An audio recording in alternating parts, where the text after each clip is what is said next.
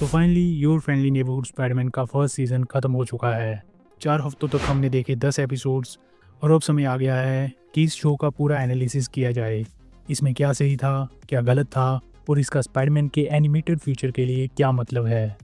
मुझे आज भी याद है जब मैंने पहले 2 एपिसोड्स देखे थे तो मैंने यही सोचा था, ओके ये इंटरेस्टिंग है, लेकिन मुझे नहीं पता कि ये सच में एक ग्रेट शो बन पाएगा या नहीं। बट नाउ जब पूरा सीज़न हमारे सामने है तो इसे एक कंप्लीट स्टोरी की तरह जज किया जा सकता है। काफ़ी फैंस का कहना है कि ये अब तक का सबसे बेस्ट स्पाइडरमैन शो है। बट वेट, क्या ये अच्छा है? Yes, absolutely. लेकिन क्या ये टॉप टियर शोज़ में आता है? Not yet. इसे 90s Spiderman animated series and spectacular Spiderman जैसे ग्रेटेस्ट सुपर हीरो शोज़ की लीग में आने के लिए अभी काफ़ी लंबा सफ़र तय करना होगा। आज हम इस शो के बारे में ब्रीफली बात करेंगे एंड क्या इसमें वो पोटेंशियल है जो इसे आने वाले समय में एक क्लासिक बना सकता है। वीडियो के अंत तक बने रहना क्योंकि this is going to be very interesting. Oh, Rosie, I love this boy.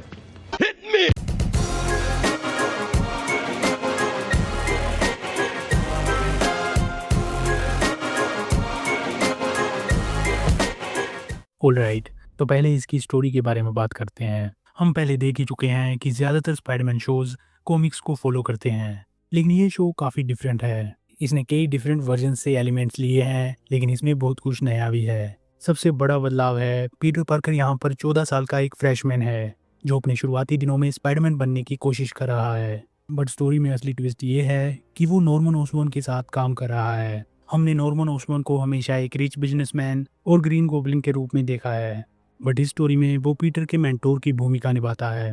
इसके बाद बात करें तो पीटर के दोस्त भी बिल्कुल नए हैं। हमें यहाँ एमजे, ग्वेन या फ्लैश थॉम्सन नहीं दिखते। उनकी जगह पे निको, लोनी और पर्ल देखने को मिलते हैं जो स्पाइडरमैन की स्टोरी में आमतौर पर इतने फेमस नहीं होते।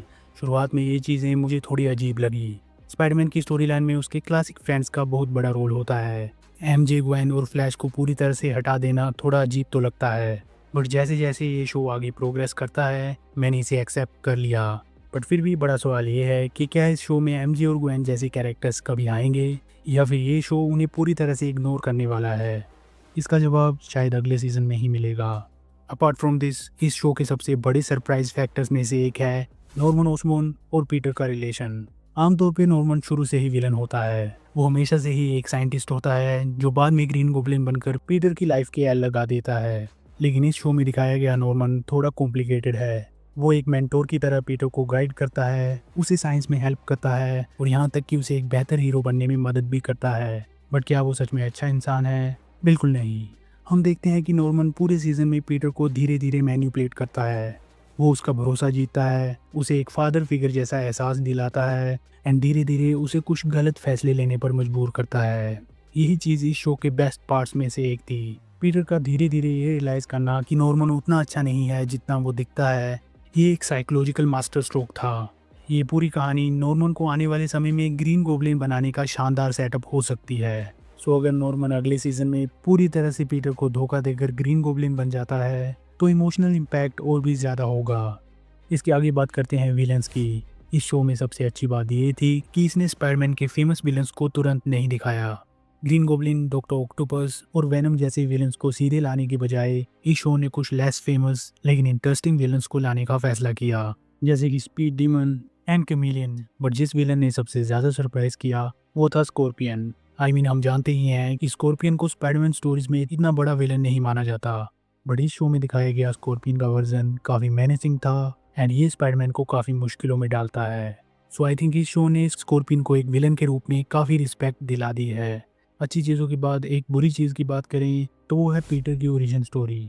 हमने आमतौर पर देखा ही है कि स्पाइडरमैन की कहानी सिंपल होती है। एक रेडियो एक्टिव स्पाइडर उसे काटती है, उसे सुपर पावर्स मिल जाती हैं, वो with great power comes great responsibility सीखता है और फिर स्पाइडरमैन बन जाता है। लेकिन इस शो ने इसे ज़रूरत से ज़्यादा कॉम्प्लिकेटेड बना दिया, क्योंकि यहाँ पे ऐसा दिखाया गया कि पीटर को काटने वाला स्पाइडर एक फ्यूचर से आया हुआ स्पाइडर था जो पीटर के फ्यूचर वर्जन के खुद के डीएनए से बना था। सो इससे एक टाइम लूप सा बन जाता है एंड ये स्टोरी काफ़ी कॉम्प्लिकेटेड हो जाती है।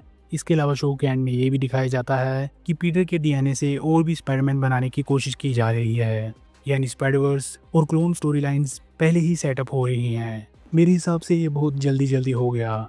इसके बाद बात करें एनिमेशन की, तो जब मैंने शुरुआत में इसका स्टिफ एनिमेशन देखा तो मुझे ये थोड़ा ऑफ लगा, बट धीरे धीरे ये एनिमेशन काम करने लगी। इस एनिमेशन का मकसद क्लासिक कॉमिक बुक्स की आर्ट स्टाइल को दिखाना था। पूरे शो को देखने का फील ऐसा था जैसे कोई पुरानी स्पाइडरमैन कॉमिक बुक हो।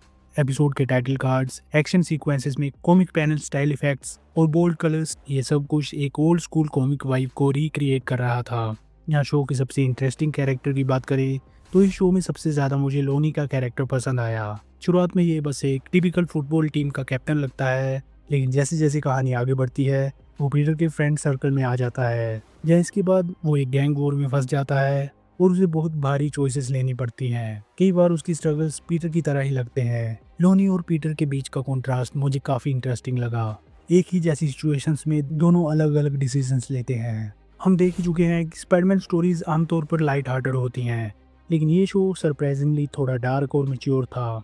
पीटर को और बाकी कैरेक्टर्स को भी कई बार बुरी तरह चोटें लगती हैं, खासतौर पर स्कॉर्पियन और स्पाइडरमैन की फाइट, और एपिसोड 9 में कुछ इंटेंस मोमेंट देखने को मिलते हैं।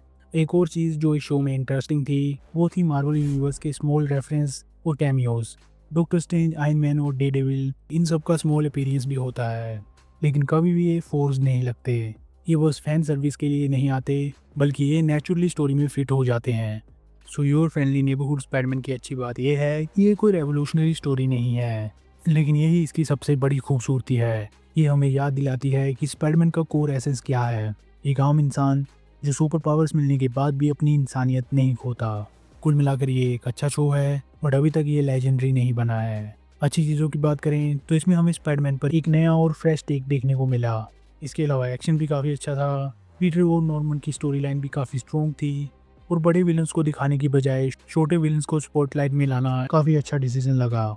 जहाँ कुछ अंडरवेलमिंग एस्पेक्ट्स की बात करें तो आई थिंक इसकी ओरिजिन स्टोरी को बेवजह कॉम्प्लिकेटेड बना दिया गया है। इसके अलावा हमें स्पाइडरमैन की स्टोरीज के इंपॉर्टेंट कैरेक्टर्स जैसे कि एमजे, ग्वेन या फ्लैश का कोई नामो निशान नहीं दिखता। एंड लास्ट में, even though Harry Osborn is pretty cool, but मुझे इसका जेंजी लुक बिल्कुल भी पसंद नहीं आया। सीजन 1 के एंड में हमें काफ़ी कुछ देखने को मिलता है, एंड ये सारी स्टोरी आगे जाकर सीजन 2 में कंटिन्यू की जाएगी।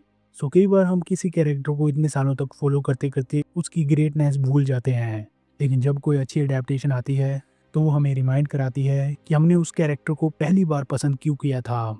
इस शो ने मेरे साथ वही किया। स्पाइडरमैन हमेशा से एक ऐसा कैरेक्टर रहा है जिससे हर जनरेशन रिलेट कर सकती है, एंड ये शो इस बात का एक परफेक्ट एग्जाम्पल है। I enjoyed it very much, and मैं अगले सीजन के लिए काफ़ी ज़्यादा एक्साइटेड हूँ। So what do you think, आपको इस शो में सबसे ज़्यादा अच्छा क्या लगा? So that's it. जाते जाते वीडियो को लाइक कर दो, एंड अकेले अकेले मजे लेना काफ़ी गलत बात है, इसलिए इस वीडियो को अपने दोस्तों को भी शेयर कर देना। मैन के कैरेक्टर को हमने काफ़ी अडेप्टेशन में देखा है, बट आई थिंक इस कैरेक्टर के कोर एसेंस को कोई भी अच्छी तरह अडेप्ट नहीं कर पाया। इस टॉपिक पे मैंने इस वीडियो में ब्रीफली बात की है, तो इसे भी एक बार ज़रूर चेक कर लेना। एंड ऐसे ही मूवी अपडेट्स और इंटरेस्टिंग वीडियोज़ के लिए please make sure to subscribe my channel. मैं मिलता हूँ आपसे एक नई वीडियो में।